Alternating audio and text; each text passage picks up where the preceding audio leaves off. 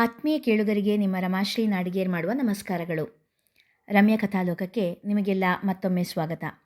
ನೀವೀಗ ಮಾಂಗಲ್ಯ ಬಂಧನ ಧಾರಾವಾಹಿಯ 55ನೇ ಸಂಚಿಕೆಯನ್ನು ಕೇಳ್ತಾ ಇದ್ದೀರಾ. ಕಥೆ ಪ್ರಾರಂಭ ಮಾಡೋದಕ್ಕೂ ಮೊದಲು ಯಾರ್ಯಾರಿನ್ನೂ ಚಾನಲ್ನ ಸಬ್ಸ್ಕ್ರೈಬ್ ಮಾಡ್ಕೊಂಡಿಲ್ಲ ಅವರೆಲ್ಲ ದಯವಿಟ್ಟು ಚಾನಲ್ನ ಸಬ್ಸ್ಕ್ರೈಬ್ ಮಾಡ್ಕೊಳ್ಳಿ, ಕಥೆಯನ್ನು ಲೈಕ್ ಮಾಡಿ, ಶೇರ್ ಮಾಡಿ ಪ್ರೋತ್ಸಾಹಿಸಿ. ಈಗ ಕಥೆಯ ಮುಂದಿನ ಭಾಗಕ್ಕೆ ಹೋಗೋಣ. ಉಫ್ಫಜೆ, I can't believe Alisha prince ಕಡೆಯವಳಾಗಿದ್ಲು ಅಂತ.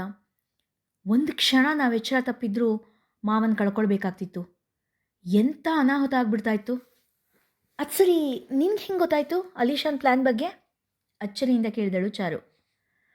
ನನಗೆ ಪ್ರಿನ್ಸ್ ಮೇಲೆ ಮೊದಲಿಂದಾನೂ ಅನುಮಾನ ಇದ್ದೇ ಇತ್ತು ಚಾರು. ನಾನು ಅವನ ಫ್ಯಾಕ್ಟ್ರಿ ಎಲ್ಲ ಸೀಸ್ ಮಾಡಿಸಿ ಅವನ ತಂದೆ ಜಾನ್ನ ಜೈಲಿಗೆ ಹಾಕ್ಸಿದ್ಮೇಲಂತೂ ಅವನು ನಮ್ಮ ಮೇಲೆ ಸೇಡ್ ತೀರಿಸ್ಕೊಳ್ಳೋದಕ್ಕೆ ಏನಾದರೂ ಮಾಡೇ ಮಾಡ್ತಾನೆ ಅಂತ ಅಂದ್ಕೊಳ್ತಾನೇ ಇದ್ದೆ. ಅಷ್ಟರಲ್ಲಿ ಅಪ್ಪಾಜಿ ನರ್ಸ್ ಬದಲಾಗೋ ಸಂದರ್ಭ ಬಂತು. ಅದು ಯಾಕೋ ನನಗೆ ಈ ವಿಷಯನ ಪ್ರಿನ್ಸ್ ತನ್ನ ಅನುಕೂಲಕ್ಕೆ ತಕ್ಕ ಹಾಗೆ ಬಳಸ್ಕೊಳ್ತಾನೆ ಅಂತ ತುಂಬ ಅನ್ಸೋಕ್ಕೆ ಶುರುವಾಯಿತು. ಹಾಗಾಗಿ ಏಜೆನ್ಸಿಯವ್ರ ಜೊತೆ ಸೇರಿ ಅಲಿಶಾನ ಬ್ಯಾಕ್ಗ್ರೌಂಡ್ ಚೆಕ್ ಮಾಡಿಸ್ದೆ. ಮೊದಲನೇ ದಿನ ಏನೂ ಗೊತ್ತಾಗಲಿಲ್ಲ. ಆದರೆ ಮತ್ತೊಮ್ಮೆ ಪ್ರೈವೇಟಾಗಿ ಬ್ಯಾಕ್ಗ್ರೌಂಡ್ ಚೆಕ್ ಮಾಡಿಸಿದಾಗ ಅವಳ ಮೇಲೆ ಅನುಮಾನ ಬರೋವಂತಹ ಸಾಕ್ಷಿಗಳು ಸಿಕ್ತು. ಸೊ ಅವಳ ಮೇಲೆ ಒಂದು ಕಣ್ಣು ಇಟ್ಟಿದ್ದೆ. ಅದಕ್ಕೆ ನಾನು ಹೇಳಿದ್ದು, ನೀನು, ಅಂಜು ಅಥವಾ ಪಾರು ಯಾರಾದರೂ ಒಬ್ಬರು ಅವಳ ಜೊತೆ ಇರಲೇಬೇಕು ಅಂತ ಎಂದು ಹೇಳಿ ನಿಟ್ಟುಸಿರು ಬಿಟ್ಟ ಅಜಯ್. ಪ್ರಿನ್ಸ್ ಸಾವಾಸನೆ ಬೇಡ ಅಂತ ಇಂಡಿಯಾಗೆ ಹೋಗೋ ಯೋಚನೆ ಮಾಡಿದ್ರಾ? ಚಾರು ಕೇಳಿದಳು. ಇಂಡಿಯಾಗೆ ಹೋಗೋದಾ? ಯಾರು? ನಾವಾ? ಇಲ್ಲಪ್ಪ, ಅದೆಲ್ಲ ನಾಟಕ ಎಂದ ಅಜಯನ ಮಾತು ಕೇಳಿ ಪೆಚ್ಚಾದಳು ಚಾರು. ಅಲಿಶಾನ್ ಮೇಲೆ ಎಷ್ಟು ದಿನ ಅಂತ ಕಣ್ಣಿಟ್ಟಿರೋಕ್ಕಾಗುತ್ತೆ ಹೇಳೋ? ನಮ್ಮಿಂದ ಒಂದು ಸಣ್ಣ ಚಾತುರ್ಯ ಆದರೂ ಅಪ್ಪಾಜಿ ಜೀವಕ್ಕೆ ಸಂಸ್ಕಾರ ಆಗ್ತಾಯಿತ್ತು. ಅವಳು ಯಾವಾಗ ಅಪ್ಪಂಗೆ ಅಪಾಯ ಉಂಟು ಮಾಡ್ತಾಳೋ, ಯಾವ ರೀತಿ ಮಾಡ್ತಾಳೋ, ಯಾವ ಕ್ಷಣದಲ್ಲಿ ಹೇಗೋ ಏನೋ ಅನ್ನೋ ಆತಂಕದಲ್ಲೇ ಇರೋದು ಕಷ್ಟ ಅಲ್ವಾ? ಹಾಗಾಗಿ ನಾವು ಇಂಡಿಯಾಕ್ಕೆ ಹೋಗ್ತಾ ಇದ್ದೀವಿ ಅಂತ ಪುಕಾರ್ ಮಾಡಿದ್ದು ಎಂದ ಅಜಯ. ಬರೀ ಪುಕಾರಾ? ನಾವು ನಿಜವಾಗ್ಲೂ ಇಂಡಿಯಾಕ್ಕೆ ಹೋಗ್ತಾ ಇಲ್ವಾ? ಚಾರುವಿನ ದನಿಯಲ್ಲಿನ ನಿರಾಸೆ ಅಜಯ್ನನ್ನು ಕೂಡ ತಟ್ಟಿತು.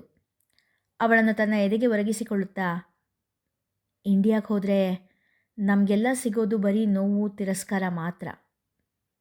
ಇಂಡಿಯಾದ ಕನಸನ್ನು ಮರ್ತುಬಿಡು ಚಾರು ಎಂದ ಅಜಯನ ಎದೆಗೆ ಮುಖವಿರಿಸಿದವಳ ಮನಸ್ಸಲ್ಲಿ ಜಾನಕಿ ಅತ್ತೆಯನ್ನು ನೋಡುವ ಹಂಬಲ.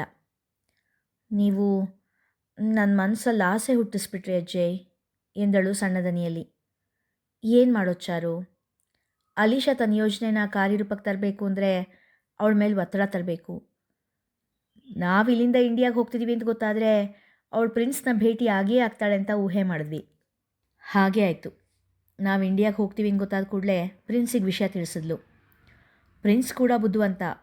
ಬರೀ ಅಲಿಶಾ ಹೇಳಿದ ಮಾತನ್ನು ನಂಬಲಿಲ್ಲ. ಏರ್ಪೋರ್ಟ್ನಲ್ಲಿ ಕ್ರಾಸ್ ಚೆಕ್ ಮಾಡಿಸ್ದ. ನನ್ನ ಗೆಳೆಯನ ಸಹಾಯದಿಂದ ಒಂದು ಸಣ್ಣ ನಾಟಕ ಆಡಿ ಅವನನ್ನು ನಂಬಿಸಿದ್ವಿ. ಸೊ ಅವನು ಅಲಿಶಾಗೆ ತಕ್ಷಣವೇ ಕೆಲಸ ಮುಗಿಸೋ ಹಾಗೆ ಹೇಳ್ದ. ನಾವು ಹೆಣದ ಬಲೆಗೆ ಬಿದ್ದ ಎಂದ ಅಜಯ್. ಜಾನತೆಯನ್ನು ನೋಡುವ ತನ್ನ ಆಸೆ ನೆರವೇರದೇ ಇರುವುದಕ್ಕಾಗಿ ಬಹಳವೇ ಬೇಸರಗೊಂಡಳು ಚಾರು. ನೋಡಿದ್ಯಾ ನನ್ನ ಅಪ್ಪ ಅಮ್ಮಂದು ಎಷ್ಟು ದೊಡ್ಡ ಮನಸ್ಸು. ನಿನ್ನ ಮಾಂಗಲ್ಯ ತುಂಡಾಗಿದೆ ಅಂತ ಗೊತ್ತಾದ ಕೂಡಲೇ ನಿನಗೆ ಹೊಸ ಸರನೇ ತರಿಸ್ಕೊಟ್ಬಿಟ್ರು. ಹೆಮ್ಮೆಯಿಂದ ಹೇಳಿದವನಿಗೆ ಬೆನ್ನು ಹಾಕಿ ನಿಂತಿದ್ದ ಶೋಭಾ ಭಾರ್ಗವರಾಮನಿಗೆ ಕಾಣದಂತೆ ಮೂತಿ ಮುರಿದಳು. ಏನು ಮಹಾ ದೊಡ್ಡ ಮನಸ್ಸು. ಒಂದು ಕಣ್ಣಿಗೆ ಬೆಣ್ಣೆ, ಒಂದು ಕಣ್ಣಿಗೆ ಸುಣ್ಣ. ಆ ಜಾನಕಿಗೆ, ಆ ಗಂಡ ಬಿಟ್ಟಿರೋ ಜಾನಕಿಗೆ ಅಷ್ಟು ದಪ್ಪದ 2 ಎಳೆ ಸರ. ಗಂಡನ ಜೊತೆ ಗರ್ತಿಯಾಗಿ ಸಂಸಾರ ಮಾಡ್ಕೊಂಡಿರೋ ನನಗೆ 1 ಎಳೆ ಸರ, ಅದು ಕೂಡ ತೆಳ್ಳಗಿದೆ. ಯಾಕೆ? ಆ ಬಿನ್ನಾಣ್ಗಿತ್ತಿ ಕೊಳ್ಳಲ್ಲಿರೋ ಸರಾನೇ ನಂಗೆ ಕೊಟ್ಟಿದ್ರೆ ಆಗ್ತಾ ಇರಲಿಲ್ವಾ? ಅವಳು ಅಷ್ಟು ದಪ್ಪದ ಸರ ಹಾಕ್ಕೊಂಡು ಯಾರನ್ನು ಮೆಚ್ಚಿಸ್ಬೇಕಾಗಿದೆ ಎಂದುಕೊಂಡಳು. ಅವಳ ಮಾತೇನಿದ್ದರೂ ಮನದೊಳಗೆ ಮಾತ್ರ. ಮನದಲ್ಲಿ ಇಷ್ಟೆಲ್ಲ ನಂಜು ತುಂಬಿದ್ದರೂ ಹೊರಗೆ ಮಾತ್ರ ಯಾವ ಭಾವವನ್ನು ತೋರಿಸದೆ ಮುಗುಳು ನಕ್ಕಳು. ಅಪ್ಪ ಹೇಳ್ತಾ ಇದ್ರು, ಇನ್ನು ಮತ್ತೆ ಆ ಊರಿಗೆ ಹೋಗೋದು ಬೇಡ, ಅಲ್ಲಿ ವ್ಯವಹಾರ ಎಲ್ಲ ಪೂರ್ತಿಯಾಗಿ ಮುಗಿಸಿ ಇಲ್ಲಿಗೆ ಬಂದ್ಬಿಡು ಅಂತ. ನೀನೇನಂತೀಯ ಶೋಭಾ? ನಮಗಾದರೂ ಅಲ್ಲಿ ಯಾರಿದ್ದಾರೆ? ಅಥವಾ ಅಂಥ ದೊಡ್ಡ ವ್ಯವಹಾರ ಏನಿದೆ ಹೇಳು? ಅದಕ್ಕೆ ನನಗೂ ಅಪ್ಪ ಹೇಳ್ತಾ ಇರೋದೇ ಸರಿ ಅನ್ನಿಸ್ತು. ಏನಂತೀಯಾ ಎಂದ ಭಾರ್ಗವರಾಮ. ನೀವು ಹೇಗೆ ಹೇಳ್ತಿರೋ ಹಾಗೆ. ನನಗೇನು, ಎಲ್ಲಿದ್ದರೂ ಒಂದೇ. ಒಟ್ಟಿನಲ್ಲಿ ನಿಮ್ಮ ಜೊತೆ ಇದ್ದರೆ ಆಯಿತು. ನನ್ನ ಜೀವ ಇರೋವರೆಗೂ ನಿಮ್ಮ ಜೊತೆ ಮಾತ್ರ ತಪ್ಪಬಾರ್ದು ಅಷ್ಟೆ ಎಂದವಳ ಕಡೆ ಪ್ರೀತಿಯಿಂದ ನೋಡಿ ತೋಳಲ್ಲಿ ಬಳಸಿದ ರಾಮು. ನಾನಿಲ್ಲೇ ಇರೋದು ಅಂತಾದರೆ ಆ ಜಾನಕಿ ಕೈ ಕೆಳಗೆ ಮಾತ್ರ ಇರಲ್ಲ. ನಾನು ಈ ಮನೆ ಯಜಮಾನಿಯಾಗಿರೋ ಹಾಗಿದ್ರೆ ಮಾತ್ರ ಇಲ್ಲಿದ್ದರೆ ಬೆಲೆ. ಇಲ್ಲಾಂದರೆ ನಾವಿಲ್ಲಿ ಯಾವಾಗಲೂ 2ನೇ ದರ್ಜೆ ಪ್ರಜೆಗಳಾಗಿ ಉಳಿದುಬಿಡ್ತೀವಿ. ಆದರೆ ಆ ಮುದುಕ ಮುದುಕಿ ಇಬ್ಬರೂ 3 ಹೊತ್ತು ಜಾನು ಜಾನು ಜಾನು ಅಂತ ಬಡ್ಕೊಳ್ತಾನೆ ಇರ್ತಾರೆ. ನಾವು ಇಲ್ಲಿ ಪರ್ಮನೆಂಟ್ ಆಗಿರಬೇಕು ಅಂದರೆ ಆ ಜಾನು ಇಲ್ಲಿಂದ ತೊಲಗಬೇಕು ಎಂದುಕೊಂಡಳು ಮನಸ್ಸಿನಲ್ಲಿ. ಸ್ವಲ್ಪ ಎದ್ದು ನಿಲ್ಲೋ ಪ್ರಯತ್ನ ಮಾಡಿ ಮಾವ ಎನ್ನುತ್ತಾ ತನ್ನ ಕೈಯನ್ನು ಅವರಿಗೆ ಆಧಾರ ಕೊಟ್ಟಳು ಚಾರು. ಕೋದಂಡನಿಗೂ ಎದ್ದು ನಿಲ್ಲುವ ಬಯಕೆ. ಆದರೆ ಹಿಂದೊಮ್ಮೆ ಹಾಗೆ ನಿಲ್ಲಲು ಹೋಗಿ ಬಿದ್ದು ಪೆಟ್ಟು ಮಾಡಿಕೊಂಡ ನೆನಪು ಇನ್ನೂ ಹಸಿ ಹಸಿ. ಸ್ವಲ್ಪ ಭಯದಿಂದಲೇ ಚಾರುವಿನ ಕೈಯೊಳಗೆ ಕೈಯಿಟ್ಟು ನಿಧಾನವಾಗಿ ಎದ್ದು ಕುಳಿತರು. ಮನಸ್ಸಿನಲ್ಲಿ ಶ್ರೀರಾಮನನ್ನು ನೆನೆಯುತ್ತಾ ನಿಧಾನವಾಗಿ ಎದ್ದು ನಿಲ್ಲಲು ಪ್ರಯತ್ನಿಸಿದರು. ಗುಡ್ ಮಾವ, ನಿಮ್ಮ ಕೈಲಿ ಎದ್ದು ನಿಲ್ಲೋಕ್ಕಾಗತ್ತೆ ಎಂದು ಹುರಿದುಂಬಿಸಿದಳು ಚಾರು. ಸೊಂಟದ ಕಡೆಗೆ ಏನೇನೂ ಬಲವಿಲ್ಲದಂತೆ ಎನಿಸಿತು ಕೋದಂಡನಿಗೆ. ತುಟಿ ಕಚ್ಚಿ ತನ್ನ ಎಲ್ಲ ಬಲ ಕಾಲಿಗೆ ತಂದು ಎದ್ದು ನಿಲ್ಲುವ ಪ್ರಯತ್ನ ಮಾಡಿದ. ನಿಂತ ಕೂಡಲೇ ಜೋಲಿ ಹೊಡೆಯುವ ಹಾಗಾಯಿತು. ತಟ್ಟಾಡಿಸಿ ಅಲ್ಲೇ ಮಂಚದ ಮೇಲೆ ಕುಸಿದು ಕುಳಿತ. ಅಷ್ಟು ಪ್ರಯತ್ನ ಪಡುವಾಗಲೇ ಮೈಯೆಲ್ಲ ಬೆವರಾಗಿತ್ತು. ಕೋದಂಡನಿಗೆ ದುಃಖ ಉಕ್ಕಿ ಬಂತು. ಛೇ, ನನ್ನ ಹಣೆ ಬರನೇ ಇಷ್ಟು ಅನಿಸುತ್ತೆ ಚಾರು. ಇನ್ನು ಜೀವನ ಪೂರ್ತಿ ನಾನೊಬ್ರಿಗೆ ಭಾರನೇ. ಏನು ಮಾಡೋದು, ಮಾಡಿದ ಕರ್ಮ ಅನುಭವಿಸ್ಲೇಬೇಕಲ್ಲ ಎನ್ನುತ್ತಾ ಕಣ್ಣೀರಾದನು. ಅಲ್ಲಿಯೇ ಇದ್ದ ಒದ್ದೆ ಬಟ್ಟೆಯಿಂದ ಅವನ ಮುಖವನ್ನು ಒರೆಸಿದ ಚಾರು, ನಿಮ್ಮಿಂದ ಪಾಪ ಅಂತೂ ಆಗಿದೆ ಮಾವ.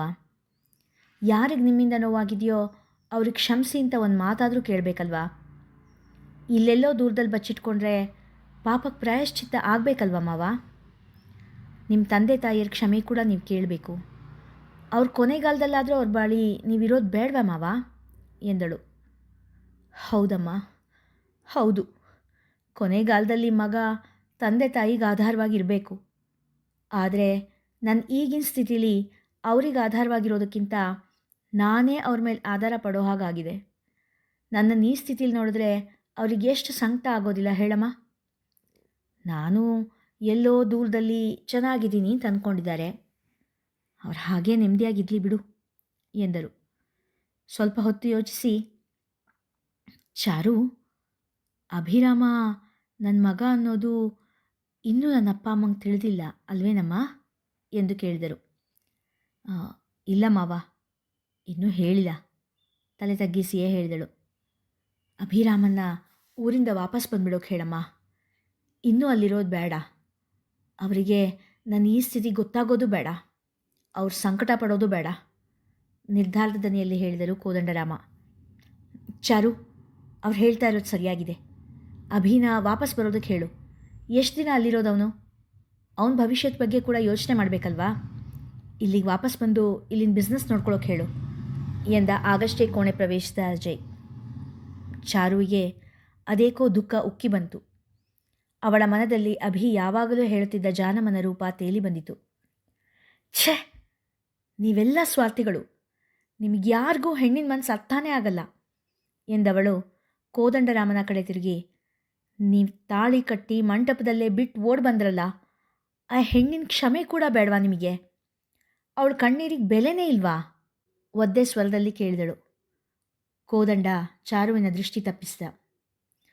ಅಜಯ್ ಚಾರುವಿನ ಕಡೆ ತಿರುಗಿ, ಅವ್ರ ವಿಷಯ ಬಿಟ್ಬಿಡು ಚಾರು.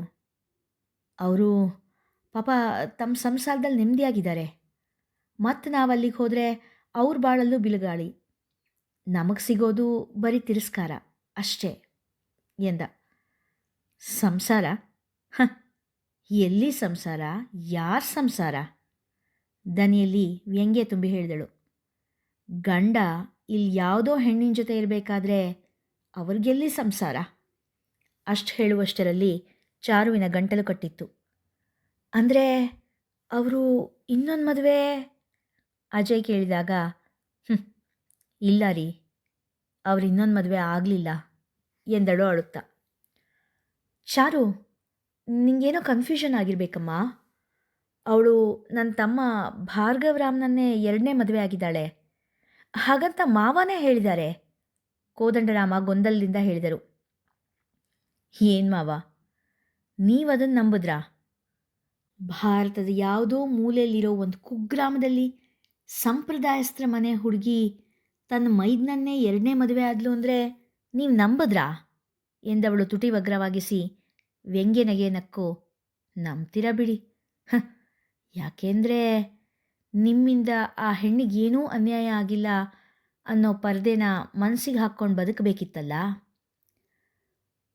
ಇಲ್ಲಾಂದರೆ ನೀವು ಇಲ್ಲಿ ಸುಖವಾಗಿರೋದಕ್ಕಾಗಬೇಕಲ್ಲ ಎಂದಳು ಶುಷ್ಕವಾಗಿ.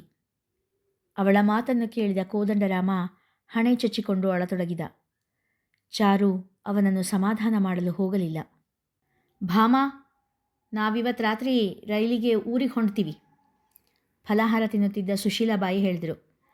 ಅಯ್ಯೋ, ಇದೇನಿದು, ಹೀಗೆ ಬಂದು ಹಾಗೆ ಹೋಗ್ತಾ ಇದ್ದೀರಲ್ಲ, ಒಂದೆರಡು ದಿನ ಇದ್ದು ಹೋಗ್ಬೋದಾಗಿತ್ತು. ಭಾಮ ಅವರಿಗೆ ಬೀಗರು ಬಂದಿರುವ ಉದ್ದೇಶ ತಿಳಿಯಬೇಕಿತ್ತು. ಅಲ್ಲಿ ತುಂಬದ ಮನೆ ಬಿಟ್ಟು ಬರೋದು ಭಾಳ ಕಷ್ಟದೆ. ಸೊಸೀರ್ ಮೇಲೆ ಇಡೀ ಮಂತನ ಬಿಟ್ಟು ಬರೋದಕ್ಕಾಗ್ತದೇನು? ನಾವಿವತ್ತು ರಾತ್ರಿ ಹೊಂಡಲೇಬೇಕು ಎಂದವರು ಭೂಮಿಯ ಕಡೆ ತಿರುಗಿ, ನಿನ್ನ ಬಟ್ಟಿ ಬರೀ ಎಲ್ಲ ಬ್ಯಾಗ್ನಾಗ ಇಟ್ಕೊಂಡಿಯೇ ತಾನೇ ಎಂದರು.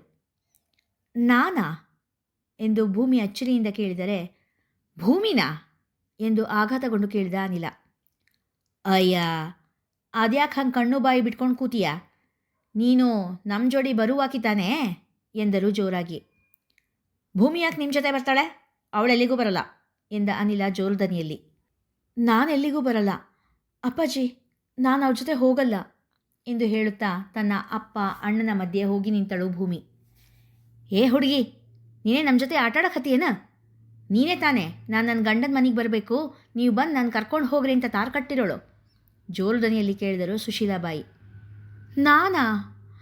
ಇಲ್ಲಪ್ಪ ಅನಿಲ, ನಾನು ಟೆಲಿಗ್ರಾಮ್ ಮಾಡಿಲ್ಲ ಕಣ್ಣಲ್ಲಿ ನೀರು ತುಂಬಿಕೊಂಡು ಗಾಬರಿಯಿಂದ ಹೇಳಿದಳು. ಅಯ್ಯ, ಮತ್ತು ಸುಮ್ಮನೆ ನಿಮ್ಮ ಮನೆಗೆ ಬರೋಕ್ಕೆ ನಮಗೇನು ತಲೆ ಕಟ್ಟಿದ್ಯೇನು? ಅನಿಲ, ನೋಡಪ್ಪ, ಇದೆ ನಿನ್ನ ತಂಗಿ ಕೊಟ್ಟಿರೋ ತಾರು, ಇದನ್ನು ನೋಡಿಕೊಂಡೆ ನಾವು ಬಂದಿದ್ದು. ಟೆಲಿಗ್ರಾಮ್ ಚೀಟಿ ಹಿಡಿದರು ಅನಿಲನ ಮುಂದೆ. ಅದನ್ನು ಓದಿದ ಅನಿಲ ಗೊಂದಲಗೊಂಡ. ಅಪ್ಪ, ಟೆಲಿಗ್ರಾಮ್ ಕೊಟ್ಟಿರೋದು ನಮ್ಮೂರಿನ ಪೋಸ್ಟ್ ಆಫೀಸ್ನಿಂದಾನೆ.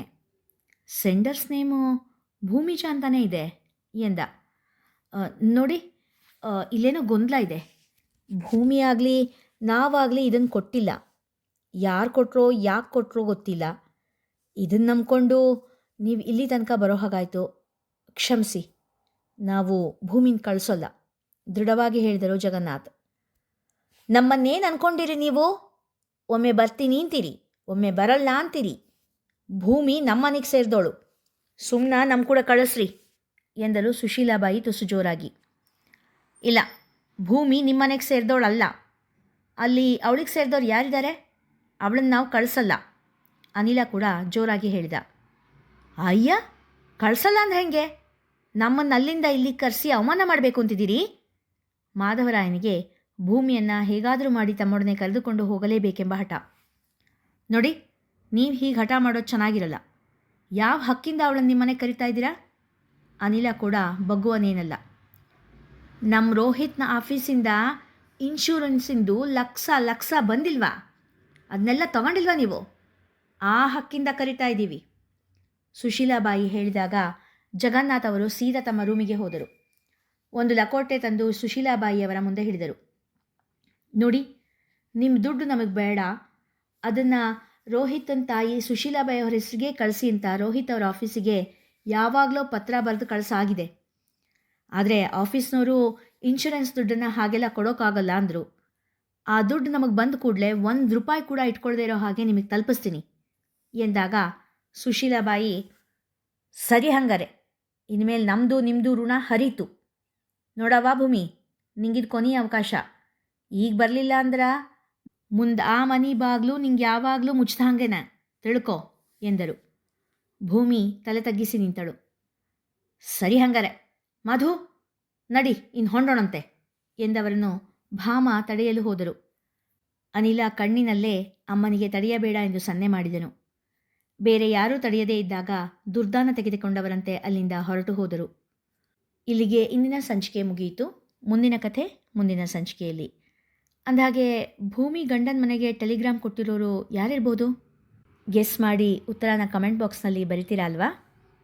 ಕಥೆ ಚೆನ್ನಾಗಿದ್ದರೆ ಹೆಚ್ಚು ಹೆಚ್ಚು ಜನರಿಗೆ ಶೇರ್ ಮಾಡಿ, ಕಥೆಯನ್ನು ಲೈಕ್ ಮಾಡಿ, ಹಾಗೆ ಕಮೆಂಟ್ ಸೆಕ್ಷನಲ್ಲಿ ನಿಮ್ಮ ಅಭಿಪ್ರಾಯ ತಿಳಿಸಿ ಪ್ರೋತ್ಸಾಹಿಸಿ. ಧನ್ಯವಾದಗಳು.